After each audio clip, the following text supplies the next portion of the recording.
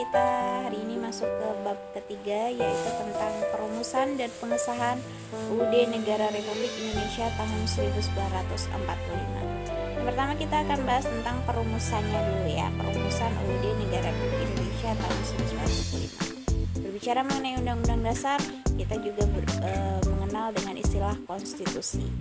Nah, istilah konstitusi ini juga banyak bahasa yang berbeda-beda. Ada bahasa Inggris Constitution, ada juga bahasa Belanda Konstitusi, ada juga bahasa Jerman yaitu Constitution. Semuanya artinya membentuk. Dan dalam bahasa Latin itu adalah Constitutio yang berarti undang-undang dasar atau hukum dasar.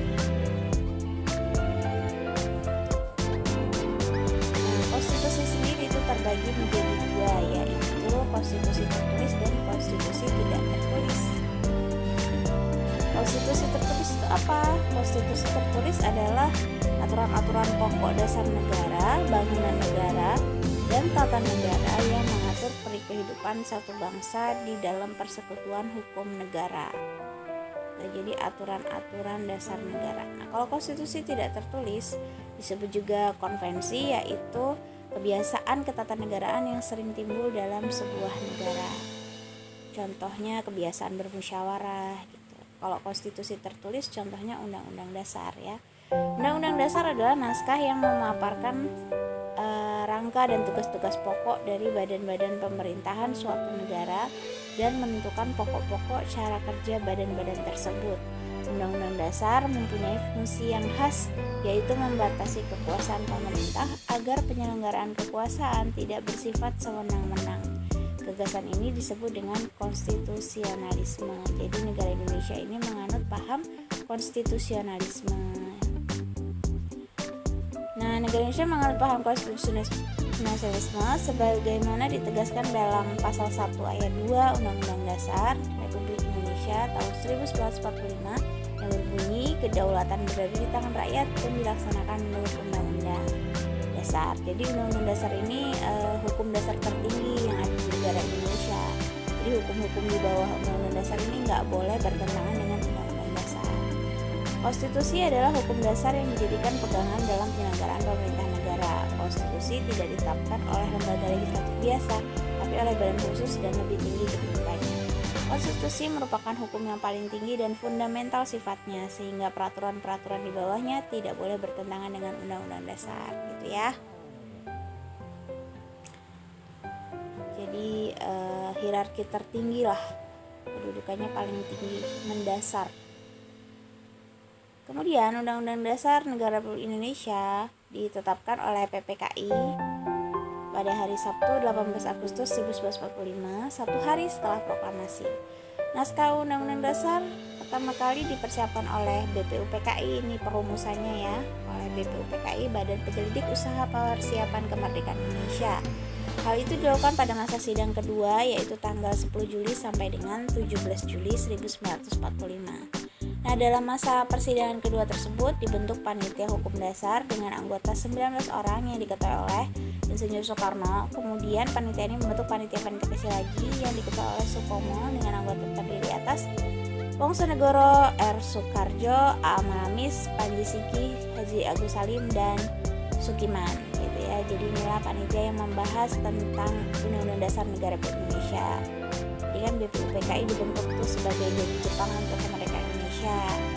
Nah, bahasan BPUPKI itu kan banyak, ada yang bahas dasar negara, ada yang bahas ekonomi, politik, kemudian ada juga yang bahas Undang-Undang Dasar. Nah, pada tanggal 14 Juli BPUPKI mengadakan sidang dengan agenda pembicaraan tentang pernyataan kemerdekaan. Panitia perancang Undang-Undang Dasar melaporkan hasilnya. Pasal-pasal dari rancangan Undang-Undang Dasar berjumlah 42 pasal. Dari 42 pasal tersebut, ada 5 pasal masuk tentang aturan peralihan dengan keadaan perang, serta 1 pasal mengenai aturan tambahan.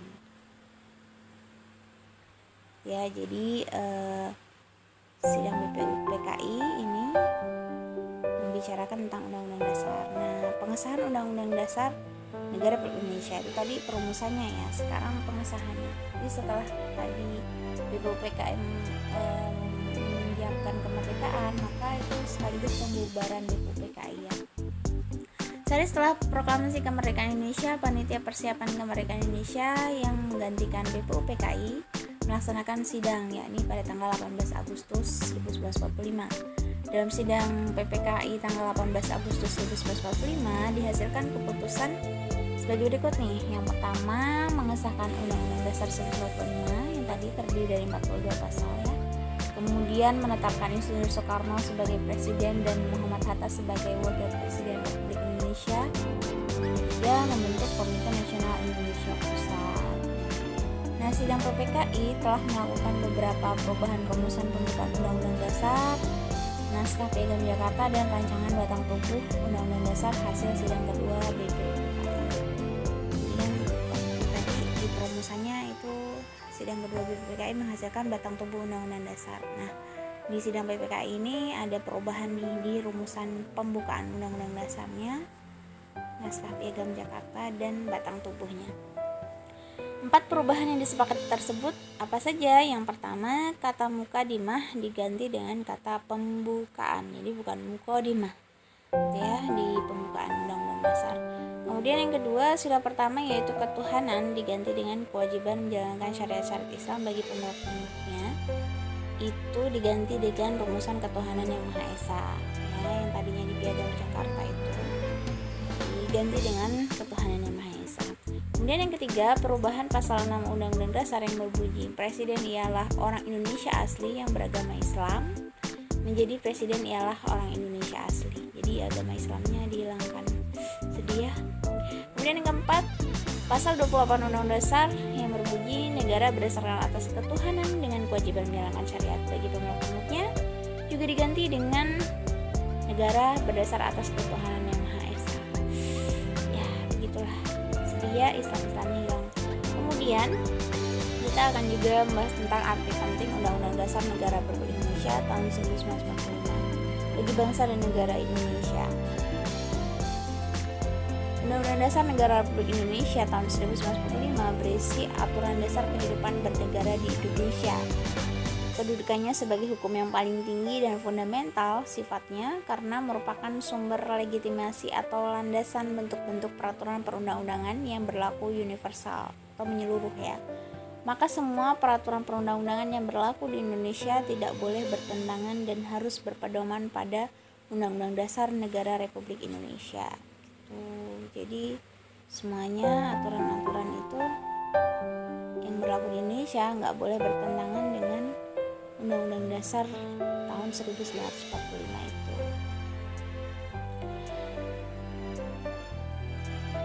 Kemudian peran tokoh perumus Undang-Undang Dasar 1945.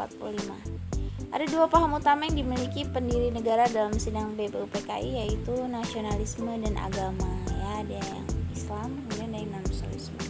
Pendiri negara yang didasarkan pemikiran nasionalisme menginginkan negara Indonesia yang akan dibentuk merupakan negara nasionalis atau negara kebangsaan. Sedangkan golongan agama menginginkan didasarkan pada salah satu agama yaitu Islam. Nah, berbagai perbedaan di antara anggota BPUPKI dapat diatasi dengan sikap dan perilaku pendiri negara yang mengutamakan kepentingan bangsa dan negara di atas kepentingan pribadi dan golongan. Jadi lapang dada lah ya sikapnya dalam musyawarah.